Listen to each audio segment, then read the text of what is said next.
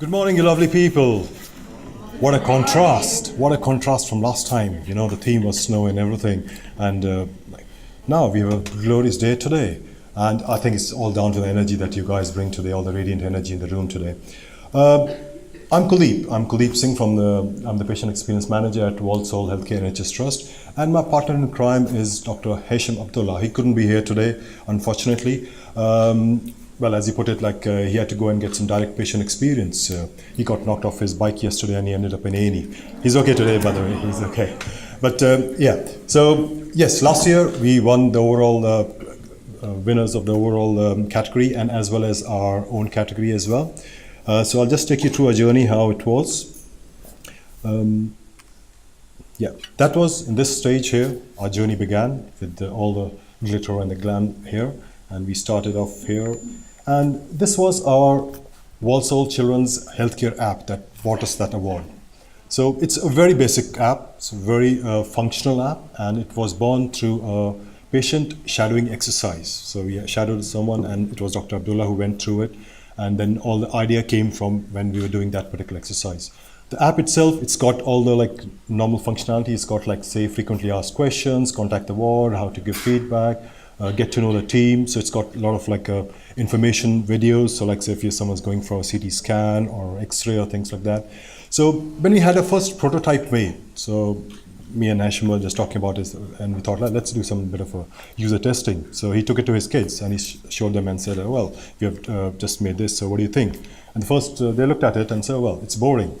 I said, wow. So what do you want in it? So they said, oh, just put some music in it. There's no games, music, and there's no colorful icons or anything. So said, okay, let's do that. So that's how we put some more stuff that was more user-centric. And I think the whole idea behind the whole app was, yes, it was functional and why we created it and all, it served its purpose. But it was, we put the users at the center of everything we do, right from the beginning towards the end, and we're still continuing with that. So it was quite what you call is co-creation, real to the core. Right, so how has our journey been since then? We started on high, we started on this stage, we had the Penna Awards, and then we got the same award we were presented at a trust board, and we got a lot of local publicity within the trust as well. So we got invited to every meetings, we were starting and all those kind of things. So yeah, so that was great for us. And we shared our experiences and learning across the country. So thanks to the Penna Road shows that we went to Cambridge, London, Leeds, Birmingham. So it was sharing our experience, but for us it was learning also. We got so much back from those road shows. So that was the biggest thing that we had. Trust meetings and all. So we are still being invited by different teams to share our app, how we did it and stuff. Then we did an app design workshop because a lot of people are coming to us and saying, oh, we want an app, so how do we do it? So we said, okay, let's put up a workshop, and we aptly called it App and More. So we got a live streaming app on the screen on the portal, and we got people sitting on different desktops and said, okay, fine, this is how we did it, now you can try yourself as well. So we got that, and a lot of interest was generated there. Those were the ups, but there were loads of downs as well, I would say. Technical glitches, because we were just novices, we were amateur people, so we didn't know exactly all the technical bits of it, but there were quite a few of technical glitches. Then financial issue, which probably every one of you are aware of, it'll be quite common to all the trusts. Yes, finance was a big hurdle for us. We did this particular project on a very shoestring budget, but yes, after that there were still more hurdles. Time constraints, because we had our own jobs. I mean, Dr. Hesham Abdullah, he's a consultant, so he had his clinical commitments, and I had my own stuff as well. So time was a big constraint for us. So those were kind of our downs as such. Our user analytics. This was a tiny app, but it's put us on the global map. So you can see all the dots where it's been downloaded. We have been to quite exotic places. If you see Thailand and places like Far East, so quite good places. But somehow across the Atlantic, we are quite popular. So we still haven't cracked why and what they do with it. But yes, they seem to be downloading in loads. So you can see all the dots there. So quite a few of our downloads come from there. Our page views, we've got about 13,500 till now. So, and you can see a nice graph there as well. But yes, it's growing, and it's quite specific to a particular ward and an area, so it is useful for that only. The kind of areas people visit is information, and that was the basic function of our app. So it is for information, and the Ward 21 was where it was born, and it was created for that particular area.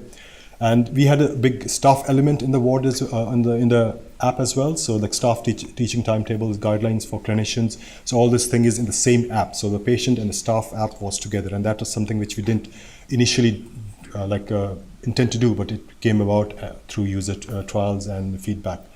And the best thing was, when people came to the app, they spent a lot of time, and about 42% of the time they spent more than 2 minutes on the app. So that was quite encouraging for us, that they're using the app and staying on the app for some time. Right, what worked for us? I think initially it was definitely a committed and willing leadership. That was the key step for us to get it off the ground. So we had Dr. Abdullah, he was his clinical lead, so he and all his team got on board, and all the medics. I think having a clinician on board was kind of advantageous for us. So we got all the clinicians and the medics involved, and the nurses, they are always eager to join in, so that was pretty good. And the exec team was quite supportive as well, so that was a key sort of thing for get us started. Like I initially mentioned, it was the co-creation and user involvement that was core to it, and we started with it before even we started the project, and then through the project, and now we're continuing it as well. So that's the core of all, how we did it and how we got the users to be part of it. That's the key for us. There's a lot of interest still in having similar sort of apps, so that was still there. App design workshop that I mentioned earlier, so that's been a good starter for us. Again, the biggest upshot for us went beyond this app. So it's a quite small app and quite basic app, but the actual thing was that it's kick-started innovation for the trust. So many things, like beyond like anything to do with technical things or anything, like even people are doing with small whiteboards, writing things on it, but it's the innovation bit that's like it started, and that's growing. And that's, I think, the biggest thing that we've come out of all of this is the innovation we're doing there. Looking back, we could have done something more, or we would do something more, is we underestimated the potential and the growth of this particular app. When we started, we thought, oh yes, it's functional, it does the job it's supposed to do, but it outgrew everything, and we never planned for that. So that's something which, if we went back, we would definitely do that. Time commitment and expertise. So that's again something that we had a day job, so this was something that as a side we did it, but then it grew so much that we had to like juggle that time. And expertise also, we were just amateurs. We just used an app to create an app, so that was quite like user friendly and everything. But when it started growing and all the requests are coming in, so that's where we thinking like, yes, we need to have something more beyond that. Now the next one is a debate that's still kind of going on with us, is whether we should have a standalone app or versus to have something that's like kind of a part of an ecosystem or maybe a bigger platform. Because yes, both has its pros and cons. Being part of a sort of a platform, current platform or ecosystem gives us advantages to add more functionalities. So you can interact with other systems, like the PAS system of the hospital. So you can interact, people can have more facilities, like they can book appointments or cancel appointments, things like that. So that's the kind of advantage you could have with the platform that's existing, or maybe if a bigger platform comes. But the problem is not every platform supports the things that you want to do. So like they are like kind of like historical things that are already there in the trust, so it doesn't like kind of technically doesn't speak to each other, those things. So that's kind of still the debate is going on, which is the best way to take it forward. Collaborations and partnerships. That was mainly to do like with the pooling of resources, because we found like, yes, we did whatever we did, that was perfect and great and served its purpose, but collaboration and partnership is definitely the way forward. So we are looking at like different companies, different trusts who have shown interest, so we are working with them, but it takes time. So it's like kind of that we again didn't envisage that it will take that much of a time. So that's something quite keen, to pool the resources of different people, skills from different people, and do that. And of course, if we were to do it again, we'll definitely think big. That's, I would say that's the biggest learning for us, is definitely start small, but think big. Right, our future plans. We want to add, and we are adding more functionalities and information to the app. Our trust is quite like big on QI at the moment, quality improvement. So that's a big happening thing in our field of patient experience and otherwise as well. So we have added a new section for on the app itself. So it's got everything that's happening, all the projects that's going through. We are also exploring different other apps. So we have got the maternity team, outpatients, all the individual clinicians want their own apps. So that's something which we didn't think before that, okay, it might, everyone would want different apps. Should we have one app which has a sort of links to other apps? So those kind of things, we are still kind of juggling with that kind of a thing. But yeah, so there's a lot of interest and people want to do things. Initially, when we did this, like the workshop that I mentioned before, so people came to the workshop and said, oh yeah, you did it, and can you do it for us as well? So that was the kind of thing that most people wanted it done for them. But they said, no, you have to do it yourself. We can show you how to do it and all those things. Beyond the trust. So I talked about collaborations and with other organizations. We have had good interest from private sector as well. So they are keen to use like how we did it part. So they're interested how we use users to do and how we co-created everything.